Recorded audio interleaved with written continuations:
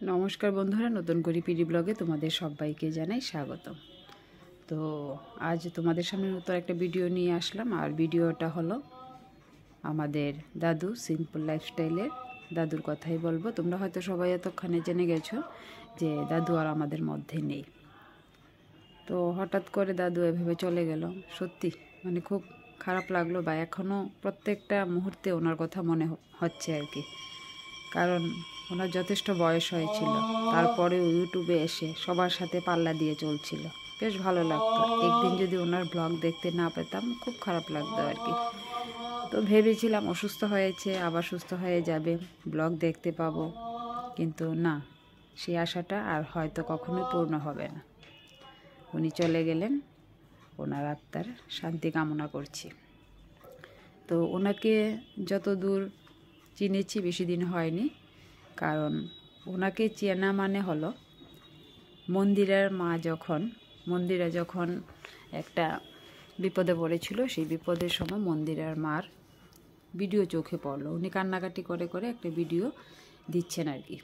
তো ভিডিওর মধ্যে উনি কান্না করে দিচ্ছেন, স্বাভাবিক। সবাই থাম্বনেইলটা সবাইকে আকর্ষণ করেছে, আমাকেও করেছে। আমিও ঢুকলাম ওনার ভিডিওতে। ওনার ভিডিওতে ঢুকে দেখতে পেলাম যে উনি ওনার সারা জীবনে কি হয়েছে না হয়েছে সেগুলি বিস্তারিত বর্ণনা করছেন। তো হঠাৎ করে তো জানি না, এমনি মন্দিরাকে দেখি, কিন্তু সব কিছু সেভাবে জানতাম না। ওর মা বাবার কোনো অতীতের কাহিনী টাহিনী সেগুলি নিয়ে এতটা ঘাটাঘাটি করিনি আর কি। তো ওনার ব্লগে যতটুকু দেখে বুঝতে পেরেছি যে ওনার স্বামী ওনার উপর খুব অত্যাচার করেছিল, যার ফলে ওনার দুঃখ দুর্দশার শেষ নেই আর কি। এইভাবে ওনার ব্লগ দেখতে দেখতে দেখতে দেখতে চলে গেলাম সেই দাদুর লাইফস্টাইলে। তারপর দাদুকেও দেখতে লাগলাম, এদিকে মন্দিরের মার ব্লগও দেখতে লাগলাম আর কি। তো দেখতে দেখতে আমরা যতটুকু বুঝতে পেরেছি দুষ্গুণ কার কতটুক দোষ হতে পারে, এটা মোটামুটি প্রায় আমাদের সবার কাছে পরিষ্কার হয়ে গেল আর কি। মন্দিরের বাবা একটু মেজাজি ছিলেন। তো মেজাজি মানুষরা কিন্তু একদিকে ভালো থাকে, মানে ওনারা কী নিয়ে মেজাজ করে, ওনারা সঠিকভাবে কাজকর্ম না হলে বা কোনো ডিসিপ্লিন ওইসব মেনে তারা চলতে ভালোবাসে। এই জন্য হয়তো একটু খ্যাটখ্যাট করে, বা কিন্তু ওদের মনে কিন্তু মানে মনটা খুব ভালো থাকে। তো সবাই ওই মেজাজের সাথে মানিয়ে নিতে পারে না, যেমন মন্দিরার মা মানিয়ে নিতে পারেনি, তাই তিনি ওনার নামে খারাপ খারাপ কথা বলে মানে বোঝাতে চাইছেন যে তিনি স্বামীর ঘরে খুবই অত্যাচারিত হয়েছেন। এই ছিল ওনার কাহিনী। কিন্তু কিছুদিন আগে আমরা সবাই দাদুর লাইফস্টাইলে গিয়ে কমেন্টস করেছি যে আপনারা একসাথে হয়ে যান, আপনার বয়স হয়েছে, বুড়ো বয়সটা একসাথে কাটান। তো যাই হোক, উনি আমাদের কথা রেখেছেন, চেষ্টা করেছেন। নিপাদি এসেছিল ওনার সাথে বেশ কিছুদিন থাকার পরে, বেশি দিন থাকেনি, তো কিছুদিন থাকার পরেই ওনার সেই মানে কি বলবো, ওনার তো একটু ঘোরা ঘোরা স্বভাব আর কি, এক জায়গায় উনি থাকতে পারেন না, এটা আমরা মোটামুটি বুঝতে পেরেছি। তারপর উনি আর দাদুর সাথে থাকেননি, উনি ওনার পথে বেরিয়ে গেলেন। আজ এর বাড়ি তো কাল ওর বাড়ি, এভাবেই হয়তো উনি থাকতে পছন্দ করেন। না হলে স্বামী যদি অত্যাচারিত করতো বা স্বামীর ঘরে যদি শান্তি না পেত, তিনি মন্দিরের সাথেও থাকতে পারতেন। কারণ মেয়ের মুখ দেখেও থাকা যায়।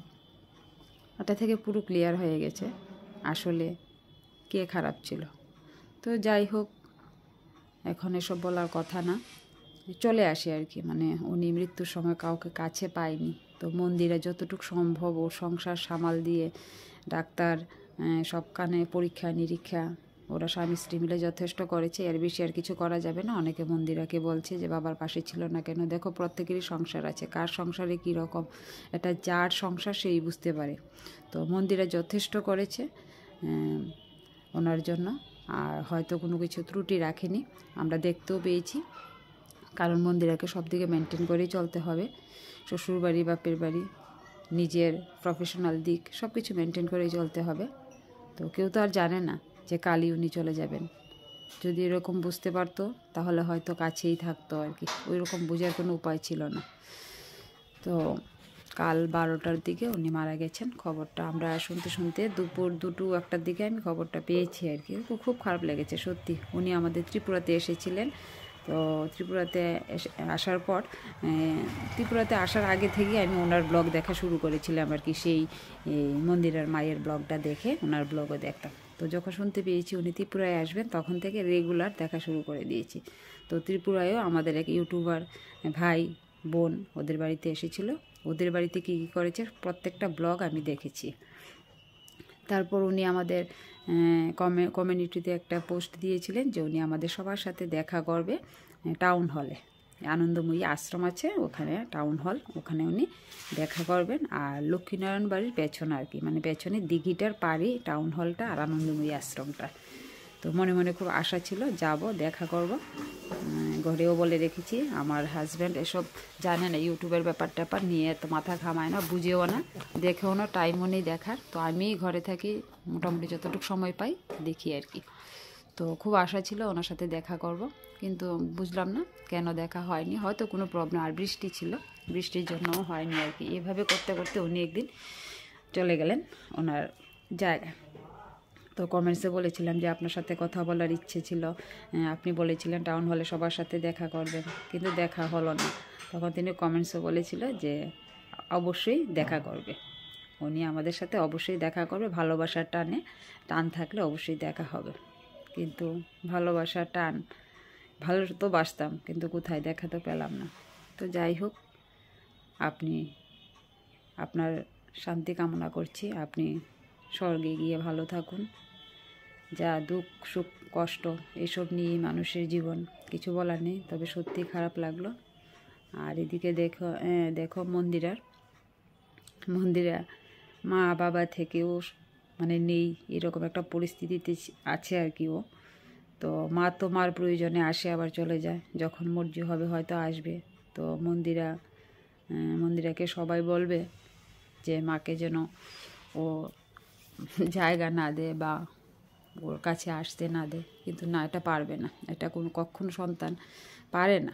যতই খারাপ হোক, দেখা যায় যেগুলি পারে না এগুলি আবার ঠিকঠাক হয়ে যায়। কিন্তু মন্দিরে কিন্তু বাবার পাশে ছিল, খারাপ হোক ভালো হোক বাবার পাশেই সে ছিল আর কি। তো মন্দিরের জন্য কষ্ট হয়, মা বাবা না থাকাটা যে কতটুকু কষ্টের ব্যাপার আর কি, এটা যার নেই তারাই জানে। তো মা তো আছে থেকেও নেই আর কি। তো আর কি বলবো, আর কিছু বলার নেই। ওনার আত্মার শান্তি কামনা করছি। তো বন্ধুরা, আমি আর কিছু বলবো না, আমি ব্লগ এখানেই শেষ করে ফেলবো। তো ভিডিও করার ইচ্ছে ছিল ওনাকে নিয়ে ভিডিও করার, কিন্তু সময় সুযোগ পাচ্ছি না, তাই তোমাদের সাথে কয়েকটা কথাই শেয়ার করলাম। তোমাদের কেমন লাগলো অবশ্যই কমেন্টস করে জানাবে। আর আমার মতের সাথে কার মত মিলে অবশ্যই কমেন্টস করে জানিয়ে দেবে। তো ঠিক আছে বন্ধুরা, আজ এখানেই রাখছি। টাটা, আবার দেখা হবে নতুন কোনো ভিডিওতে। ওনার ব্লগগুলি এত সুন্দরভাবে উনি করতেন, যেভাবে আমরাও সেভাবে গুছিয়ে করতে পারি না। এত সুন্দর কাজকর্ম, পরিষ্কার পরিচ্ছন্ন, মেয়েদেরকেও হার মানিয়ে দেবে উনি। ওনার চলাফেরা, ওনার ব্লগ, এগুলি দেখলে আমরা ওনাকে ঠিক চিনতে পারি, বুঝতে পারি উনি কেমন মাইন্ডের লোক ছিল। তো সত্যি আমি মিস করলাম, অনেক আগে থেকে যদি ওনাকে দেখতাম তো ভালো হতো আর কি। বেশি দিন হয়নি ওনাকে চেনা, ওনাকে জানা। তো যে কয়দিন ওনাকে দেখেছি আমার ভালোই লেগেছে। আর ওনাদের জীবনের সেই অমিলের ব্যাপারটা ক্লিয়ার হয়ে গেল আর কি, যে দুজন স্বামী স্ত্রী দুজন যদি দু রকমের হয় তাহলে কি হবে, সংসারে এই ধরনের ঝামেলা লেগেই থাকে। তো ওনার মানে সত্যি কথা বলতে কি, ওনার ব্লগগুলি আমার খুব ভালো লেগেছে। ওনাকে বুঝতে পেরেছি, ওনাকে দেখতে পেয়েছি, যতটুকু জেনেছি উনি একজন সত্যি ভালো মানুষ ছিলেন। তো তাই হয়তো জীবনে অনেক অমিল।